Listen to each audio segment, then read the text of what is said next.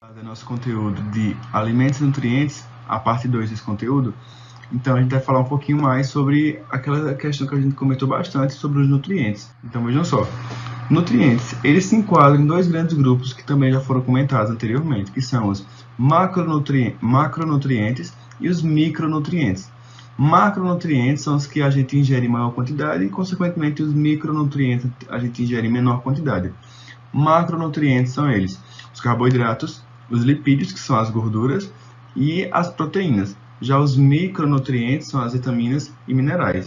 Os carboidratos. Carboidratos, a gente vai ver daqui a pouco quais são as principais fontes desse nutriente, desse macronutriente, mas a sua principal função é ele proporciona energia para o nosso corpo conseguir funcionar. Tanto para se exercitar, para exercer movimento, como para o funcionamento do nosso cérebro, já que ele basicamente 20% desse nosso órgão, ele é composto por energia. Então, o carboidrato é a principal fonte de energia para o nosso corpo e para o funcionamento do nosso cérebro. Então, outro macronutriente que também é fonte de energia são os lipídios. Mas ele é uma fonte de energia secundária. Como assim secundária? Quando a gente está fazendo exercício, a gente está gastando energia, certo? Só que quando a gente está lá fazendo exercício e gastando energia, às vezes essa energia da gente acaba e o nosso organismo começa a pegar de fonte alternativa, que é o caso da gordura. Então, os lipídios, no caso das gorduras do nosso corpo, elas servem como uma fonte de energia extra, certo? Então, quando a nossa energia ela acaba, ela tem essa fonte de energia, que é uma fonte alternativa, que é uma segunda fonte de energia para o nosso organismo. Então, essa é uma das funções dos lipídios. Outra função é que ela também funciona como uma bicamada lipídica. O que é uma bicamada lipídica? Os lipídios, quando eles fazem bicamada, ou seja, quando a gente tem camadas de lipídios de um lado e outra camada de lipídio na parte superior, a gente pode fazer uma membrana celular, por exemplo, que permite a passagem de nutrientes de fora para dentro das células. Então, a bicamada lipídica é o que forma basicamente a membrana, entre outras coisas, como é o caso das proteínas. A principal constituição da membrana celular são as bicamadas lipídicas, certo? E a gente tem também uma das funções de lipídios é o transporte de nutrientes, o transporte de vitaminas, que é um tipo de nutriente. Então, vitamina A, vitamina D, vitamina E, vitamina K, elas são transportadas pelos lipídios. E outra função também dos lipídios é que ele serve como um isolante térmico. Então, por exemplo, animais como os ursos polares, eles têm uma camada de gordura grande ao redor do seu corpo para proteger esse animal do intenso frio das regiões polares, que é onde ele habita.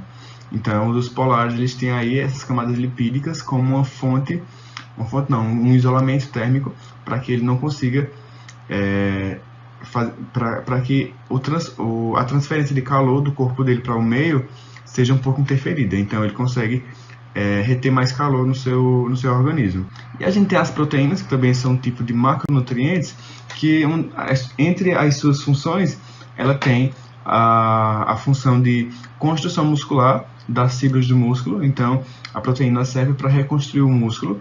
Ela tem também uma das funções de transporte de substâncias, como é o caso das hemoglobinas. As hemoglobinas, elas participam aí desse transporte realizado pelas proteínas, e também as proteínas elas servem para o combate de vírus, bactérias e fungos no nosso organismo. Entendido?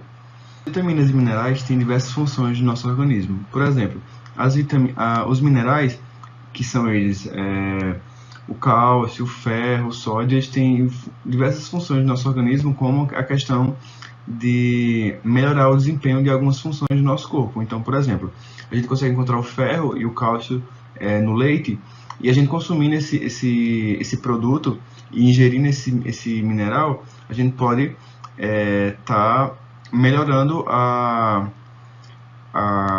resistência, a composição dos nossos ossos. Então, nossos ossos vão ficar mais fortes, vão ficar mais resistentes se a gente conseguir se alimentar, conseguir ingerir esses alimentos que apresentem minerais para o bom funcionamento do nosso organismo.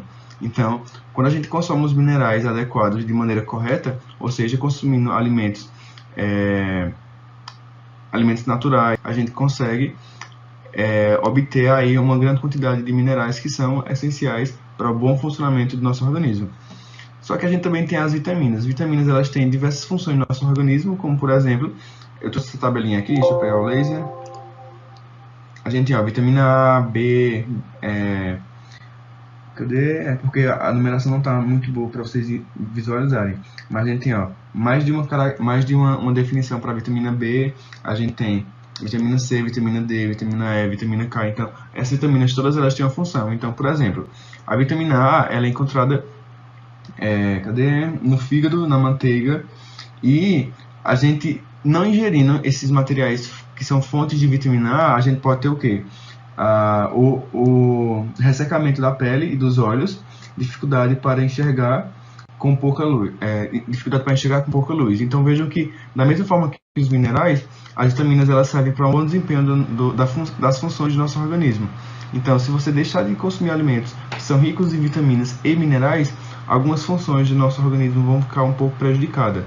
Então, se a gente deixa de consumir alimentos ricos em cálcio e ferro, os nossos ossos não vão ficar tão fortes como deveriam estar.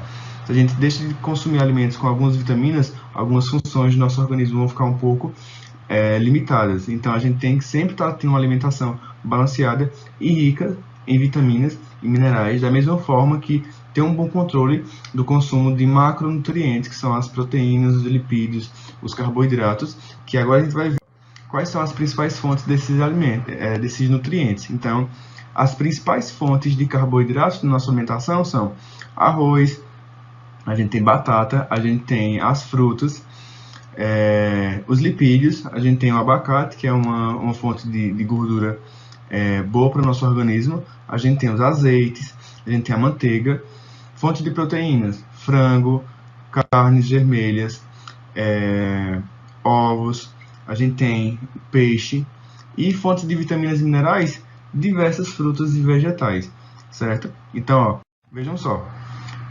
um dos pontos que a gente fala sobre nutrientes é a questão das fibras. Então, a gente já viu agora quais são os macronutrientes, a gente viu onde é que eles são encontrados, a gente viu os micronutrientes, onde é que eles são encontrados, quais as funções deles no nosso organismo, mas qual é a função das fibras na nossa dieta?